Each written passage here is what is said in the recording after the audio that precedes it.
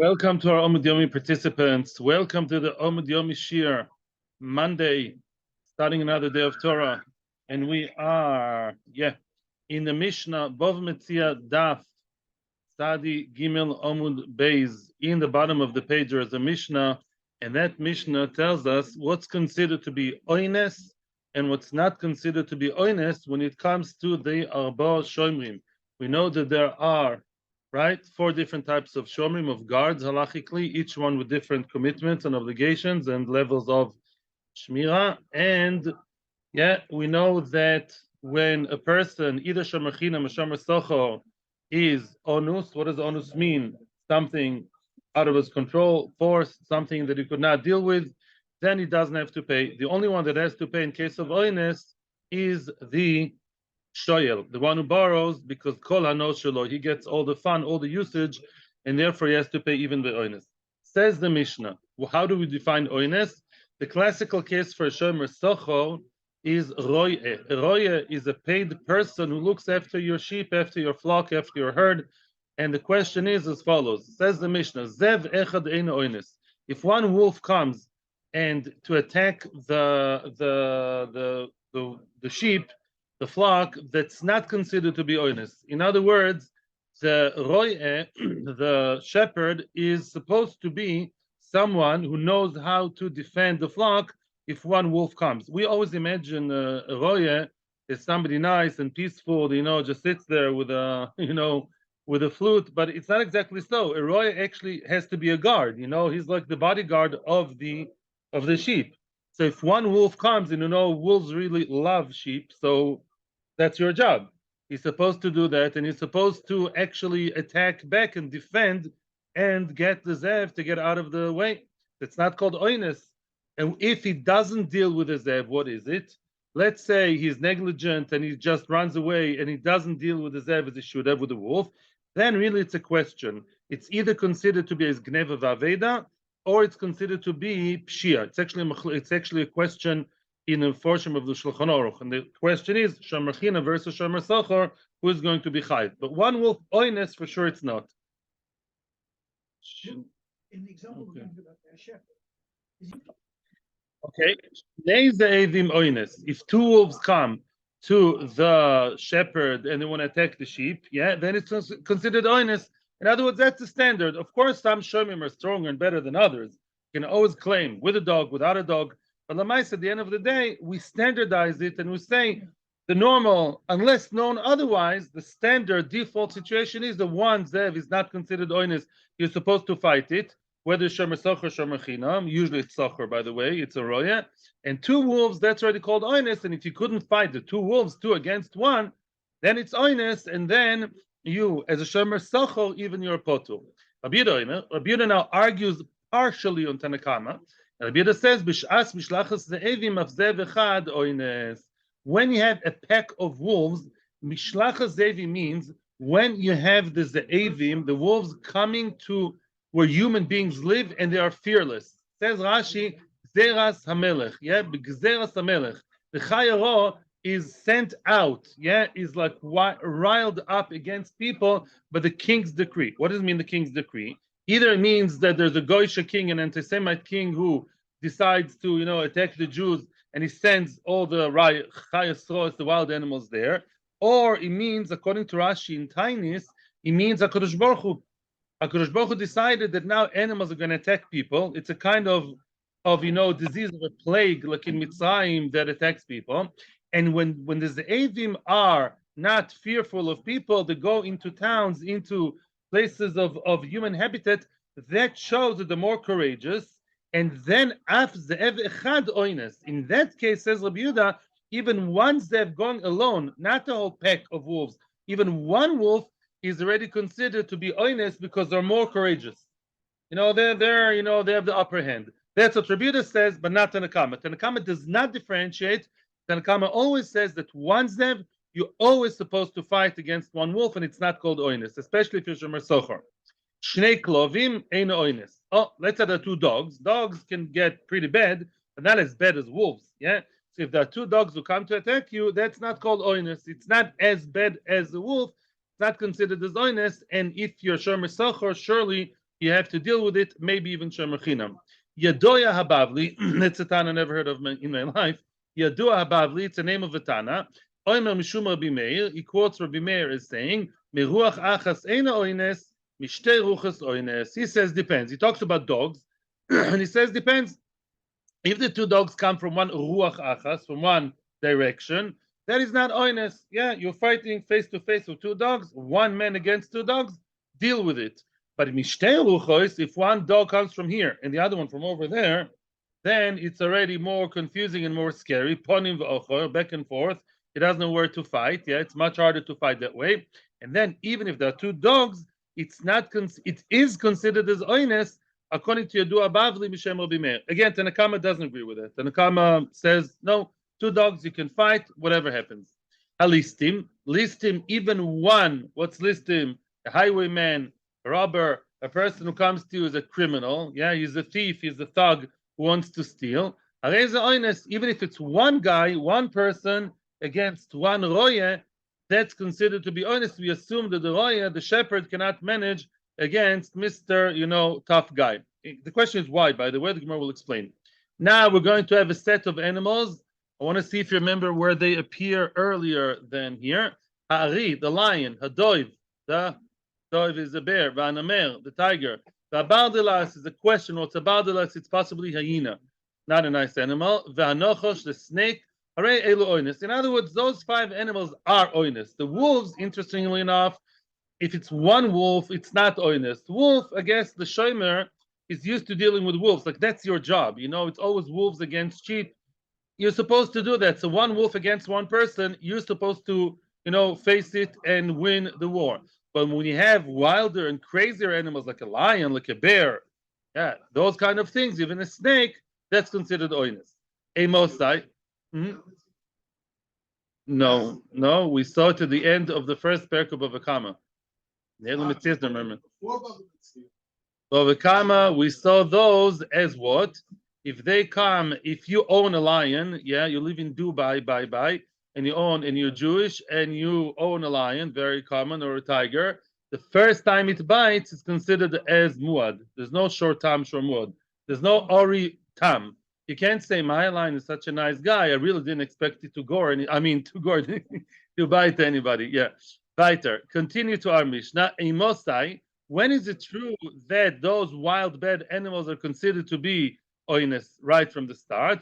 Bisman shabo meilehen. Only if they came by themselves. I'm a nice guy, roye. I'm a shepherd. I sat in a safe place. The lion came out of nowhere. That's oines. I ran away. You expect me to fight a lion? I'm a shimshon, a gibor. If the shepherd foolishly took his flock, took the sheep to the place where you have chaya ve'listim, to the dangerous place where you have gdudim, packs and groups of bad animals or listim, you took him to a bad neighborhood, you took him to a place where the listim prevail. Ain't honest. You can't say, oh, the lion came and ate the sheep. Of course it came and ate the sheep because he went to the jungle, he went to the savannah, he went to wherever the lions live. So shkoyach, of course, that's not considered honest because right from the start you created that situation. Continues the Mishnah. Meisa kedalka. An animal lived and then died. We all do at the end of the day, the end of the life. The animal died eventually because some natural death. That's considered to be oines. It's not considered to be his fault. It's considered to be oines. What's the chiddush? The chiddush is more on the next line, but I already want to tell you now.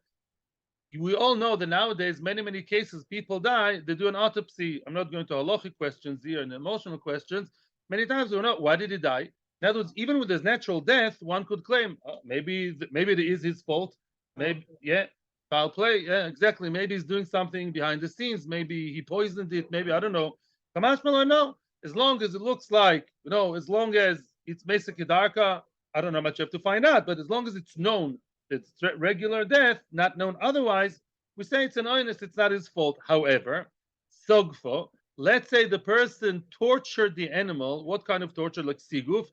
Either he starved it, he didn't give it to eat, or it made it stay in a hot place, a place that's too hot or too cold, the mesa, and then he died Ain't oines. That's not oines. Yeah, if the person abused the animal, that's not oines. And Toisus is asking, what's a chiddush?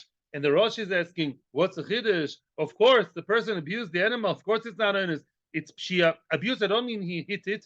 I mean to say he left it to its own devices, didn't take care of it, he neglected it big time.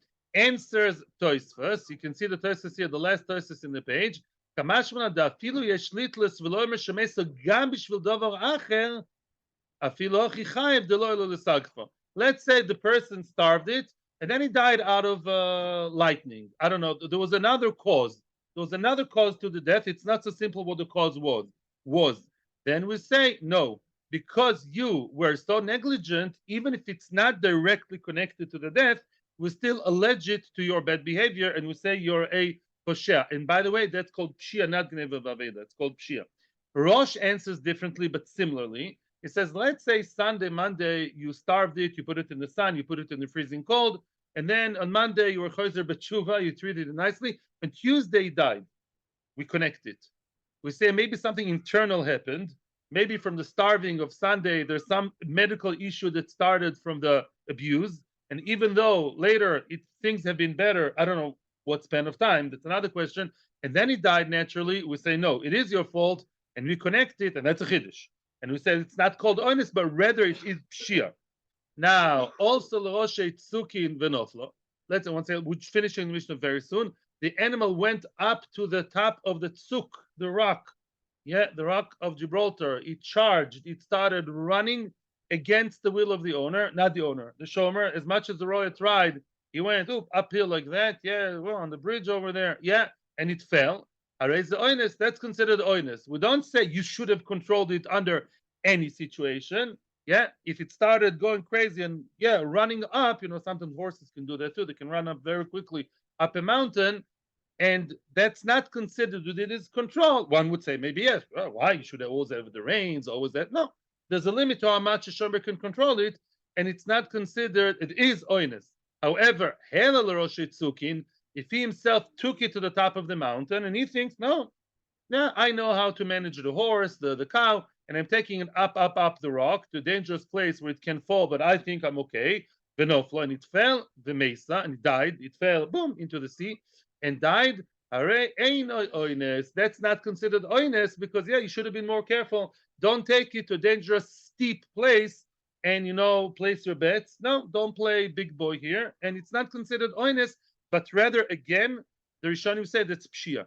It's not gneva vaveda, it's pshia. Even if you're shomer chinam, you have to pay. Okay. Yes, question time. Now, says the Gemara. Like the Gemara, about one, what did we say at the beginning of the Mishnah? One wolf is not oines. You expect it to be a man and face the wolf. And if it's two wolves, that's too much, and that's oines. Okay. Like the Gemara, Vatanya, we see a brisa, not like our Mishnah. Ze v'chad oines. The brisa says one wolf is already considered oines. In other words, a roya is supposed to face smaller animals. I don't know, some rodents, some smaller things, yeah? But zev is oines. How come? The Mishnah says one zev is not oines. Amar Nachman bar Yitzchak, easy answer. Ahi b'shas mishlachas ze'evim. No, that brisa follows Rabbi Yehuda, who told us that when in general the wolves, either by Kadosh Baruch Hu or Lahavdil by Goysha King, there is this trend that wolves come into human habitat and they're not scared. So then they have more of of an ego, more of courage. And in that case, in such a situation, even one wolf is more courageous, is more audacious, says Rabbi Yehuda. Then to face even one wolf is considered oines. That brisa is a brisa of Rabbi Yehuda. Our Mishnah argues on Rabbi Yehuda, and our Mishnah says no. However, for ferocious, whatever the situation is, one wolf against one person, we still halachically define it as oines. Of course, things change, things are different, but that's the halachic standard. By the way, if you're a scaredy cat of a roya, and we're going to see in the next Mishnah, I'm giving you a hint, a spoiler. En chanami, if I would be a roya, I would tell the owner, listen, I don't do wolves, I don't do Mondays. Some people say, I don't do that kind of scene in the movie. I don't do wolves. Yeah. So then I'd have to say to him, and he'd accept it. You can do that. You can modulate your shmira. But as long as it's a standard shmira, we're going to see a lot about that later. Standard Shmira say, yeah, I'm a Shomer Sochor. It includes fighting wolves. That's a standard package you get when you're Shomer Sochor. You don't like it? I should have mentioned it. That's it. Now continues the Gemara. Halistim areze oines. Listim, even one listam. Rashi says the Girsa could be listam. One thief, one robber is already considered as oines. Frag the Gemara. Amai. Wait a second. Why? A thief, scary. Who says again? The roya. Just delete in your mind the picture of a roya who's a nice little tzaddik with a flute. No, a roya is a guard. The guards. Imagine yourself Bibi's bodyguard. That kind of person is the one you should imagine in your mind when you think of a roya. Yeah. If so, why? Luki gavra lahadi gavra. Let one man stand against another man. Right? Why are you telling me that the roya, once he sees what? A robber, then we don't expect him to do anything, and he can run away, and it's not considered as pshia, it's oinus. Why? One man against the other. And says the Gemara, Amarav belistim mezuyan. Only now the Gemara knows that the listim he's an armed robber. Up until now, we thought nobody has arms, it's just a krav maga, karate, judo, capoeira, whatever they do. Now says, no, he has a gun, and the roya doesn't have a gun. He has a sword, and the roya doesn't. An armed person against a non-armed person, shkoyach, of course it's an oinus. You're saying David the Melech. Okay, ibayilahu. But here comes the obvious question. Listim mezuyan, veloya mezuyan mao. What are you going to say when both are armed? Yeah, what do you mean? Like you said, some of them have dogs. Have one. What would be if you have an armed robber against an armed shepherd? Then here comes a question, actually. Now we're beginning to question. Mi amrinan, do we say Uki gavra ladi gavra? These are equal forces, yeah? They're equally strong. No, he has a sword, he has a sword, he has an Uzi, he has a Kalashnikov, whatever. They're both armed, and therefore what? It's not oinus. We expect you, Mr. Roya, to give a good fight, and if you didn't, you have to pay me, because that's not oinus. He had a gun, so did you. Why don't you use it, yeah? Or Dilma, or maybe we say, no.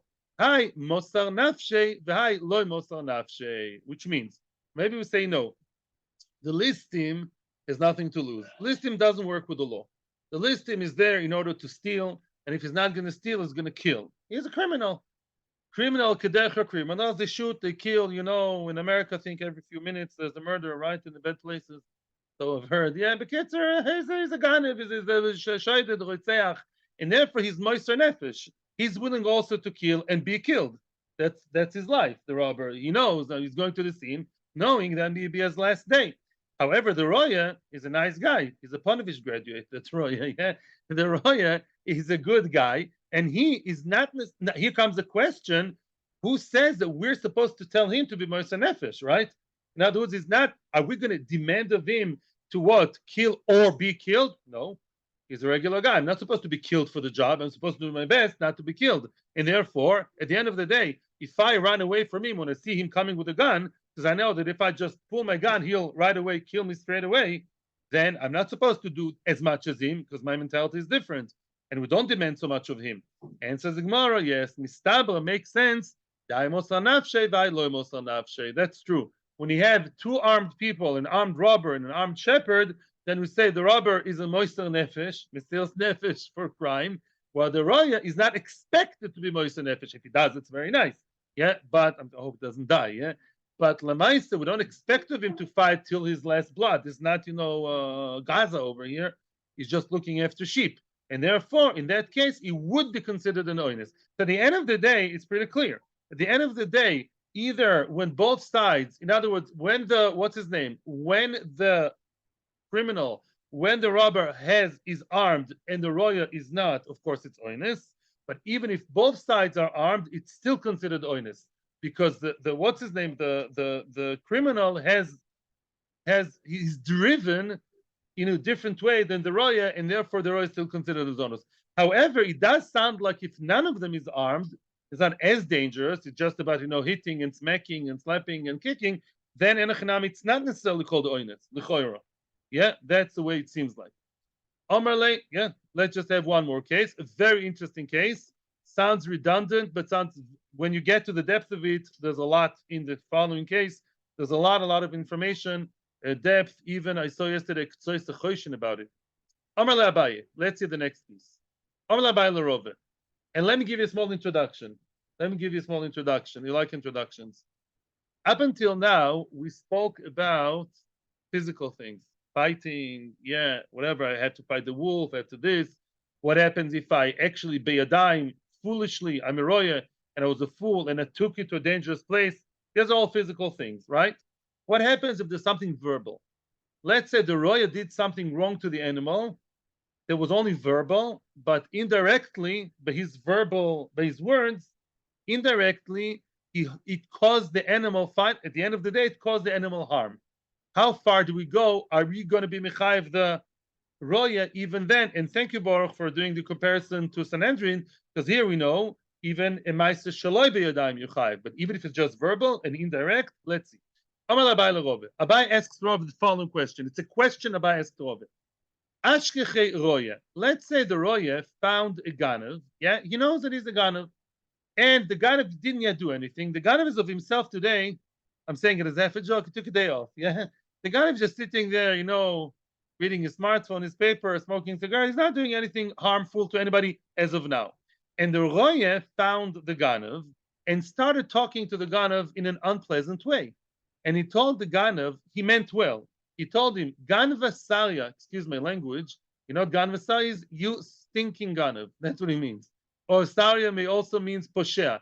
Either says you're a criminal, you're fashtunkane. He starts, cursing him to the ganav.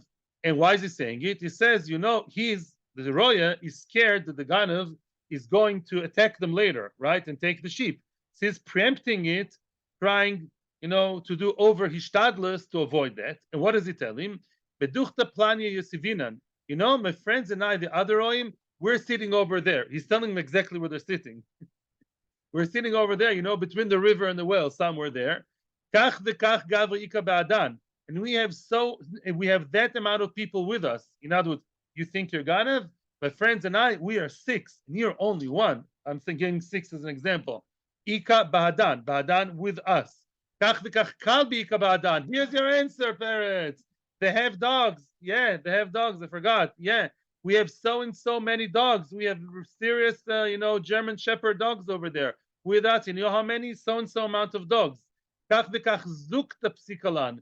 And our master were posek, they allotted to us that amount of bullets, or back then it was not bullets, were like stones. In other words, we were very well armed.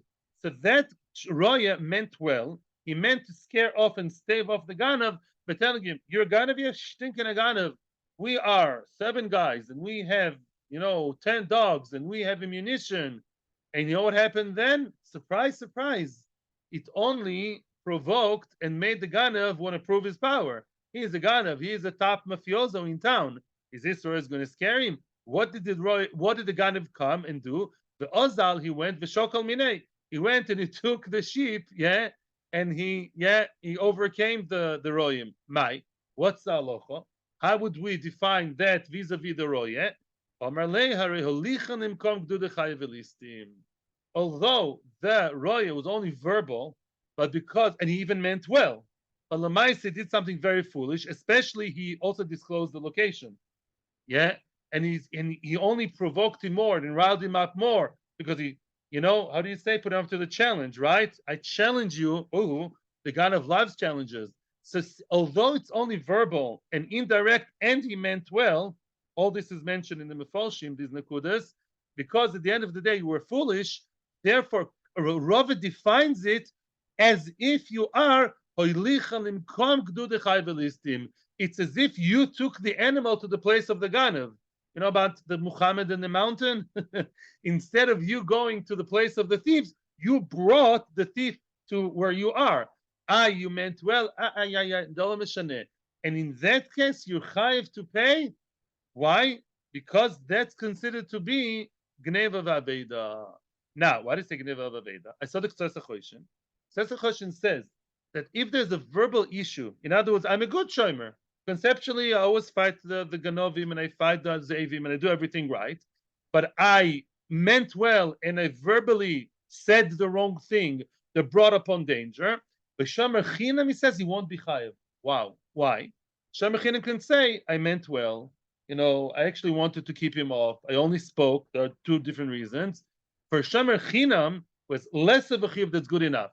Shomer Socher says the Ktsois Achoshen, Shomer Socher has to be much more careful with all these actions. The Shomer Socher has to be much more careful with everything he says or does. He has to really think much better and plan much better all the movements to do with the animals and the objects because he's a paid person. So even though you meant well, you should have maybe consulted with someone. You should have speaking to a criminologist, whatever, before you did that, and then you should have said it. But if you didn't do that, for Shomer Socher, expect more. Here again, we see one more difference, fine point, a difference between Shomer Socher and Shomer Chinam beyond the regular Shia versus Gneva Vaveda. We keep seeing the differences more and more. We're up to the next Mishnah, not before we're listening to your questions, the Chashuvim. Weiter. In the next Mishnah, we're going to see now, Be'ezus Hashem, if and how Shomrim can actually modulate their Shmir the way they want. Yeah? In other words, a Shomer Chinam, Shomer Socher, Shoyel, they don't necessarily have to take the whole thing as one package. I can tell you, I'm a Shomer Chinam, but I don't follow all the rules of Shomer Chinam, and if both sides agree, it's still okay. Says the Mishnah, Matne Shomer Chinam, Liyos Potur Mishvua. A Shomer Chinam can make a condition. Yeah, let's say you come to me, Peretz, you come to me and you say, Akiva, can you look after my bag? And I say Shomer Chinam, and you say Shomer Chinam, and before I did Meshicha, we all know the Meshicha is a crucial point. Before Meshicha, I tell you, listen, Peretz, I don't like to be Nishba. I'm sorry. I just want to tell you in advance, if anything happens and I claim that he was beyond Shia, right, that it wasn't Shia, and you'll tell me, Akiva, I'll take you to BSD where you have to be Nishba. I'm telling you now, I don't do Shvua. Yeah? I'm a Shomer Chinam for all other intents and purposes. Shvua, I don't, even though I know I'm 100% right, I'm scared. They scared me off when I was a kid. No. Shvua is not something you do. And you take it, you agree. Then I'm a Shomer Chinam, and I don't have to take Shvua. You may ask what the Chiddush is. Oh, it's a very big Chiddush. Leave it for later. Now, a big machlokas Rishonim here. Big machlokas Rishonim about the following case. How about if I tell you, Yitzchak, you're giving me now your nice, where's your cap? You give me your cap to look after, and I say, Yitzchak, I'm a Shomer Chinam. I promise to do my best to look after it, but even if I'm Poshea, even if I'll be negligent, let's say, I hope not to be, but even if one day I'll be negligent, I'll be so shakur and learning, hopefully, and I forget about your cap and someone takes it, I'm not going to pay. Get that? I'm a Shomer Chinam, and I want to exempt myself from everything, really, even from Shia. Big machlokas Rishonim. There are Rishonim on both sides. Some say yes. And you Yeah. Now I'm not cutting out. I am a Shomer Chinam, and I'm not getting paid, by the way.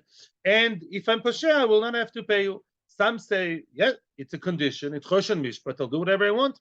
Other Rishonim say no. It's machlokas started already. Daf Nun Zayin between the Rosh and the Rif, the whole story over there. Lamaisa, the other opinion says no. Listen to what I'm telling you now. A Poshea is like a mazik. A Shomer Chinam, who mamish neglects it so openly, yeah, so clearly, and he's behaving to it even less than the owner, right? Such a person is tantamount to a mazik. A mazik cannot make conditions. I can't make a condition. I'm going to punch your nose and I'll be potter. No such thing, right? And therefore, according to those opinions, they hold you cannot make the condition. The Rosh says no. If you really are mazik, you're not a mazik. A Poshea is not a mazik. It's just a condition of the Torah that even though you're passive, you have to pay. If I say I'm not going to pay, even if I am Poshea, I'm potter. But Lamaisa, everyone agrees to what the Mishnah says. What does the Mishnah say? Shvua. I can take off Shvua out of the package and say, I'm not Nishba. You don't like it, go find someone else. Yeah, if we both agreed, it's okay. That's Shoyel. Case number 2. A Shoyel is potter Melashalem. Let's say Shoyel says, listen, I'm borrowing. Yeah, but I'm telling you now in advance, before I pull the drill from your house in order to use the drill in my house, and thank you so much, I appreciate it that you lend me your drill or whatever, your sunglasses, whatever you lend me, I'm going to be potter from paying, let's say by oines, or even by gneva vaveda, even by other things. I'll be potter. Yes, you can. If both sides agree, the shoyel will be potter. We paskin looks like that a shomer socher is like what? A renter and a paid what's his name? A paid a paid guard, a paid shomer. Lios pturin mishvua umelashalem. The potter mishvua. When do they have to take shvua? To take shvua that it was oines, right? If there's oines, what would the halacha say? A shomer socha, potom oines. 5 wolves came, 10 dogs came. Then what? Or even 3 dogs is already yeah. Then what? Potter mishvua. Usually you make us take a shvua, but we're not going to be nishba, and I'm telling you this right now. Okay, it's a condition as long as you do it before you did the mashiach. Afterwards, it's too late, says Rashi. Mashen can milishalim when he's dead. Sometimes they have to pay. Let's say there was pshia, there was gneva vaveda, they have to pay. And let's say they say no for pshia, it's a question. But let's say gneva vaveda. I'm telling you, I don't do gneva vaveda. What's gneva vaveda? If I guard it as well as the bailim would, gneva vaveda, I'm not going to pay if anything happens. If that's a precondition, the sky's yours. Do whatever you want, and you can do all the tnoim. You can modulate, except for pshia, which is machlokas hashainim.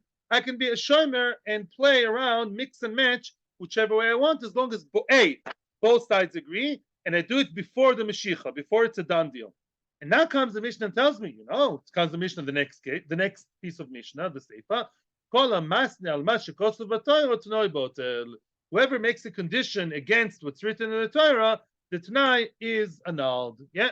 If I say I want to take a certain action and condition that I don't follow the Torah's rules regarding this, the classical example, which we have many places in Shas, including today, Kiddushin, Aret Mukudeshes Li, you are my wife, on condition that I do not give you food and money, v'chule, v'chule. Tanai Batel, the Tanai is null, meaning the Maisa will apply, she will be Mekudeshes, but the Tanai is out the window. So we're going to explain why. Yeah, interesting. So in the Reisha, we see you can play around whichever way you want.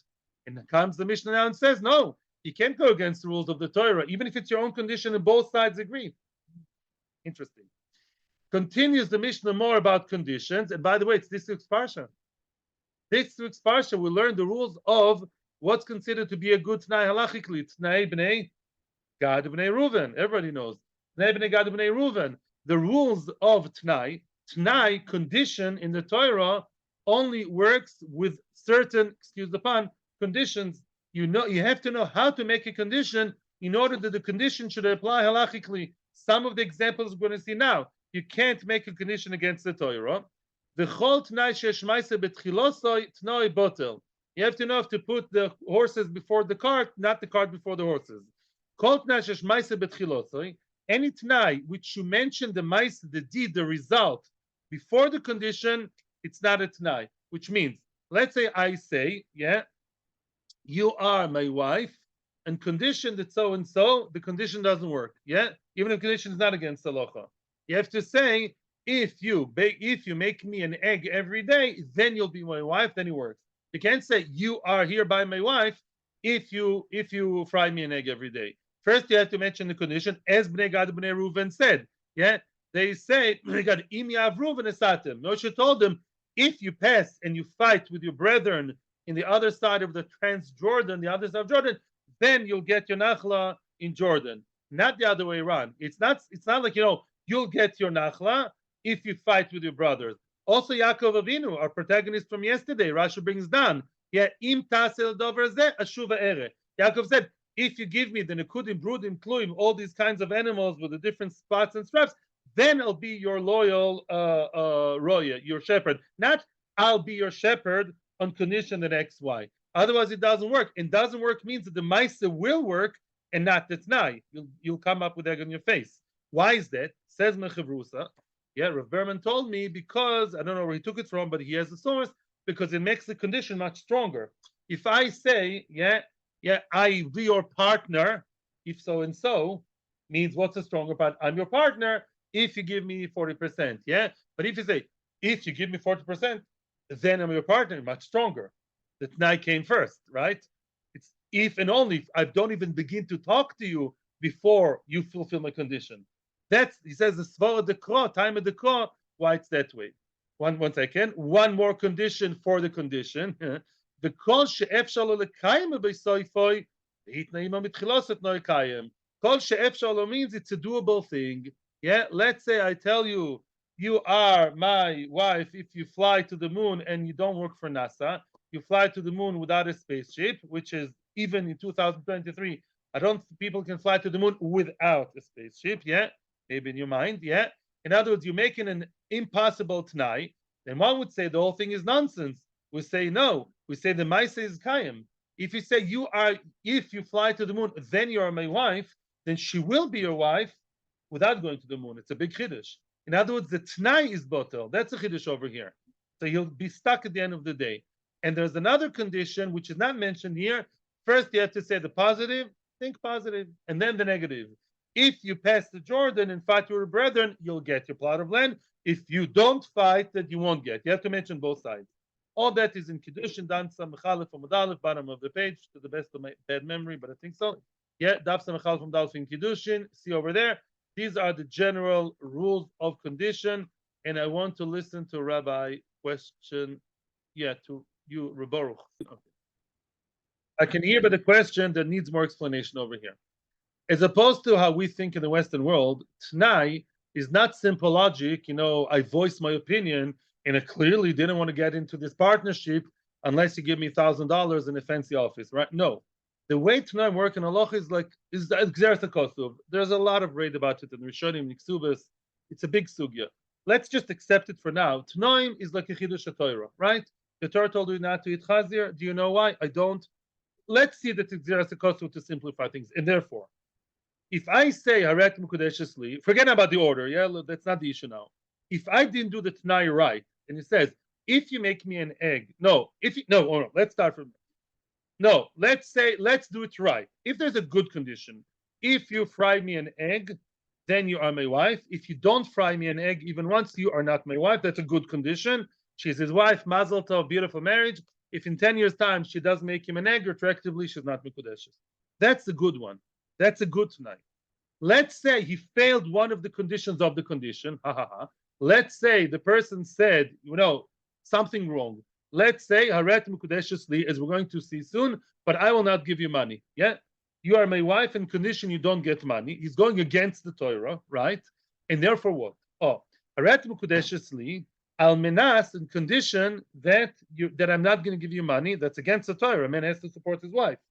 So now, what do we say? Since the T'nai, listen to the main point now. That's the main point.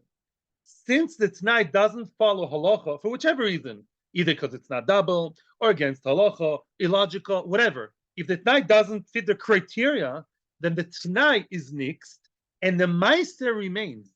She will be his wife, and he'll have to give her big money every day. In other words, not dafka more money, yeah? In other words, the T'nai is botel, but the Meister exists. He voiced his opinion, loch patli. He can voice your opinion from today till tomorrow. If he didn't do it the right way, he didn't click the right buttons in the program, let's put it this way, I have a lot of ratzon to start a website. If I don't upload it the right way, it's not going to work, right? The T'nai has to follow certain conditions. If the conditions were not met, then your condition is not there, and the Maisa is there. So she will be a wife, because that half of the story we did here, Aret Mukudeshesli, the T'nai was kilo unheard. He made it yes Maisa, yes result, without the T'nai. There's a lot of, if we learn to EU and believe in, there was a lot to say, but we don't. And I would really like to finish the parak today. I don't know if we will, but that's the point here, okay? Now, says the Gemara, Amai. Now, what did we say at the beginning of the Mishnah? That a Shomer Chinam Sochar, what is it written? By the way, where is it written that a Shomer Chinam is Chai B'Pshia, Shomer Sochar Gneva Vaveda? Where is it written? Psukim in Parshas Mishpatim, it's not a Rabbanon. And look, Parshas Mishpatim, outright, it's written, Kita Nishal Reo, Kesef Pekelim, Nishma, V'Nigam, Nishma. These are all psukim in the Torah. And what did the beginning of the Mishnah told me? I can play around with my Shomer Chinam status, mix and match whichever boxes I want to tick. Excuse me, says the Gemara. Amai, why? You are making conditions on something written in the Torah. As the Mishnah itself said, whatever you condition, whichever conditions you make against the Torah, the conditions are null. See, if I say I'm a shomer chinam, but I don't want to be nishba, I want to be the president of the United States. I want many things. Yeah, the Tanai should be annulled, and you should be a shomer chinam, and you should jolly well be nishba. And we don't say that. Why? Yeah, make up your mind. Can we or can we not make conditions against the Torah? Answers the Gemara. Homani. You know who's the author of our Mishnah? Who's the Tana of our Mishnah? Rabbi Yehuda. Rabbi Yehuda is the Tana of our Mishnah. So the Omar Rabbi Yehuda said, "B'davos shebemamon t'noi kayam." As we all know, Choshen Mishpat has its own business. If you make a condition and the condition only applies to monetary things, monetary values, monetary halachas, then the t'nai is okay. In other words, if both adults consent, both people agree to what? That a certain monetary issue is in condition not to be fulfilled, then it's okay. And here, by the Shomer Chinam, Shomer Sachar, it's just about money. The Tanya. Here's a famous one from Ksubas Daf Nun Vov, I think. It says in the Brisa, "Ha'omer le'isha haret mekudeshes li, al menas she'en lach alai she'er ksus ve'oino." Says the husband under the chuppah, "So nice, you like me. You are hereby my wife, haret mekudeshes li, al menas, in condition you don't have, from me you're not going to get she'er ksus ve'oino. You're not going to get what? Clothes, excuse me. You're not going to get money, you're not going to get clothes, and you're not going to get intimate relationship. All the three things, Sher, Ksuso, and also Loiga, written in the Torah. And he says, I'll be your husband in condition that I will not fulfill any of my marriage obligations. Arezu Mekudeshes, she's his wife, Mazel Tov. The Tnoi Botel Diva Rabbi Meir. Rabbi Meir says all three conditions are now. That's what I just told you. In other words, Aret Mekudeshes, that's a nice line. Mazel Tov. Oh, Edishama. The other half of the line, Al Minas, you're going against the Torah? You're going against the Torah? We don't believe in that. Rabbi Meir says whether it's monetary or physical, because we have two things here. We have clothes and money is money, and physical relations is not money. It's something physical. Says Rabbi Meir, I don't care. You're going against the Torah, we become deaf. We become like the monkeys. We only hear the side that says, Rat Mekudeshes, she will be your wife, and he should jolly well give her Sheksus and Oino. That's Rabbi Meir. He's not the one of our Mishnah. Rabbi Yehuda is the star of the show. Rabbi Yehuda Omer bedover shebemamont noi kayom. Says Rabbi Yehuda depends. Says Rabbi Yehuda like this: when the Torah gave her the rights over what? Money. She's the one who's supposed to demand money of him. Yeah, like a good wife. And the Torah says she's allowed and he's supposed to give her money. And she says, "Love you so much. You are not going to support me. You'll be in koilel." And what? Dover shebemamont noi kayom. And she will be married, and he will not have to give her sh'er v'ksus. However, oino is not money. Oino is tsar de gufa. For a woman to be without her husband physically is physical pain, and that is not something that the Torah allows her to be moichel. She cannot be moichel that. I mean, she can be moichel, by the way, when the time comes, she doesn't have to ask it every night. But to the Rishonim, they explained, I think maybe in the Gemara, if he says al menas she'ein lach, yeah. If he says you should be moichel me, it's okay. But if he says our marriage doesn't have oino bichlal, then you cannot have that, because you can't have marriage without oino. You can have, I conceptually owe you oino. Every time you'll be moichel. We're not even going there. It's not so much the issue. But the main point here right now, one second, is what? If this is, says Rabbi Yehuda, there's a difference. By money, we can play around whichever way you want. It's just about human rights of money. Okay? If both sides agree, b'vakasha. And that's our Mishnah. That's our Mishnah, Shomer Chinam, or a woman who gives up the money. She has enough of her own money. But when it comes to physical things, only then you can't go against the Torah. One second. You're telling me this is Rabbi Yehuda, who's the author of our Mishnah? Ema Seifa. Look at what the Seifa said. What did we say in the Seifa / middle of our Mishnah?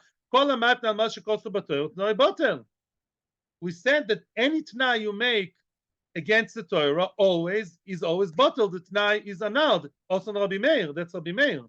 So the Reisha is Rabbi Yehuda and the Seifa is Rabbi Meir. Answers the Gemara, easy answer. Halakasha, that's not difficult. The Mishnah is Rabbi Yehuda through and through. You don't have to say it's a Tavra, half this, half that. It's a completely Rabbi Yehuda-nick kind of Mishnah. The Seifa bedover she'ena shel momon. Very good. Super. The Seifa is talking about dover she'ena shel momon. When the Mishnah says at the end in a strong tone, you cannot go against the Torah with Tnoim, it meant in things that are physical. Yeah, I cannot make it tnai, I'll be your partner and punch your nose. I can't say I'll be your husband but not touch you. Those things are against the Mammon, or not Mammon, outside the realm of Mammon. You can't go against the Torah. When it's money, if you give up the money, I give up the better. Money is a very, very flexible thing. And then you can even go against the Torah because it's just money. Yeah, last question for today. We're really behind schedule. So one more question, please. Yes? Right, sir. Good point. Continues the Gemara. The Gemara is still not in rest regarding who's the author of the Mishnah. Ema Seifa. Come and look at the Seifa. What did the Seifa of the Mishnah say? Kol t'nai sheyesh b'maisa betchilosoi Tnoi botel. What did Mishnah say at the end? You have to know the order is. You first have to tell me the condition, and then the Maisa. If you bake me an egg, then you'll be my wife. If so, then Mashenken. If you say, yeah, you are my wife. If you bake an egg, then the Tnai is botel. Okay, that's what we said at the end of the Mishnah. Man shamaslei the islei ha'asvara. Who is the one that we've heard holds of that? Who's the author of that concept, of that idea? Rabbi Meir. It's only Rabbi Meir who believes in that. The Tanya. It says in the Brisa, Abba Chalafta ish kfar Hanania Omar mishum Rabbi Meir. He quoted Rabbi Meir as saying, Tnai, listen to this is very clear now. Tnai koidim lemaisa is a tnai. If the condition preceded the action, the result, then it's a good tnai. If you make me an egg, then you'll be my wife. Maisa koidim letnai, ain't a tnai. If the maisa, you're my wife, if you make me an egg, then it's not a tnai. Then is what? Rabbi Meir said that. How can you tell me that the entire Mishnah is Rabbi Yehuda? The end of the Mishnah that spoke about the right order, yeah, first condition and then Maisa, that's Rabbi Meir. So again, the Mishnah is all broken and all messy. Ella, now we come to the punchline, and here comes big stuff, a lot of rain. Ella, here comes the climax, the maskona. Kula Rabbi Meir. Really, our Mishnah is entirely Rabbi Meir. Even Rabbi Meir, who said what? Whether money or physical, you can never make conditions against the Torah. So now let's scream again. Sahadi, the very first part of the Mishnah, allows Shomer Chinam to play around with his Shmiras Chinam, or Shoyel, or Shomer Sachar. How could they play with all the cards in the deck the way they want? Rabbi Meir says you can never play around with Dinei Torah, not even when it comes to money. Answers Gemara, V'shani Ochor, it's different. The Mikore Lo Shibed Nafshei. Here, he didn't ever subjugate himself. He never actually committed himself to be a full Shomer Chinam. A lot of explanation is needed to understand that, and I'll start with trying to summarize Rashi, and then we'll go to the Ritva. Rashi basically says two things in one. Rashi says like this. There are two differences. Rashi combines them together between the case of Shomer and the case of Kiddushin. The case of Shomer, the Shomer is very cautious, and the Shomer says, you want me to be a Shomer Chinam? Before I do Mashiach, which is the point of no return, if I do Mashiach, then I'm a Shomer Chinam, hook, line, and sinker. I say, listen, Shomer Chinam, even Lefi the Torah and Lefi Rabbi Meir and Lefi the religion, Shomer Chinam is not one, it's not be all, or it's not all or nothing. It's not all or nothing. Shomer Chinam has different features to it, different tchunas. I can actually lechatchila tell you, I'm not a Shomer Chinam, I'm a half a Shomer Chinam. Yes, you can do that Lefi Rabbi Meir. Kiddushin, no. Kiddushin is part and parcel. Kiddushin, when he said, as you correctly pointed, Haret Mekudeshes Li, okay, Mekudeshes means one big package, including Sherksus and Oina, that cannot be separated. Kiddushin is all or nothing. As the Gemara says in Kiddushin, you can't be Mekadesh half a woman, or Mekadesh a woman halfway. Every Friday you'll be able to go to other men, Chas Shalom, yeah? In other words, yeah, Kiddushin is all-encompassing, it's all or nothing, including Sherksus Voina. That's a big Kiddush which Rebuta doesn't agree to. Amer says Kiddushin is the parcel, and therefore by Kiddushin, there's no room to maneuver. Once you say it Mekudeshes Li, right, Bimela, right, she's Mekudeshes. Mekudeshes means marriage, Sher, Ksus, Ve'oina, paying mortgage, I'm joking, yeah? The whole thing together, it's all part and parcel, it's part of a deal, and you can't modulate it. Masha'enkin b'shomer chinam, you can. As long as I'm not in the story, I can say shomer chinam has different concepts. That's shomer. Let's a shomer socher. I have to be shomer better than the shomer chinam. That I accept. I can play around with it, mix and match. Yeah, Reform Judaism loved it. Yeah, but that point of shvua, that I don't like. Or I can say I'm okay with shvua. I'm not going to pay for gneva v'aveda. I can play around with it because the Torah itself doesn't see it as a one package deal. That's generally speaking what Rashi says. The Ritva is very upset with Rashi for many reasons, but I can't miss the Ritva from telling you. The Ritva has a different shot. The Ritva says like this. The Ritva says there's a very clear difference. Whether money or not money, whenever the Torah tells you a love, loy, don't do this and that, the Torah is talking business. When it comes to Sherksus V'oino, is it an Asera love? Anybody? Mishpatim? It's a lav. Share ksusa, but also lo yigra. If you stop your wife from having whatever, money, intimacy, whatever you stop your wife from having, it's a lav. Don't play around with lavim. You're playing with fire.